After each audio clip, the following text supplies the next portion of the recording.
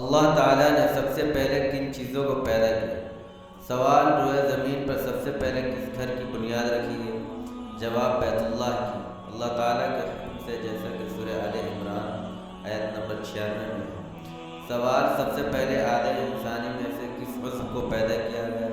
जवाब, फ़र्श यानी शर्मगाह को। फिर अल्लाह ताला ने इरशाद फरमाया, ऐ लोगो, ये तुम्हारे पास मेरी अमानत है, लिहाजा तुम इसको नाहक इस्तेमाल न करो।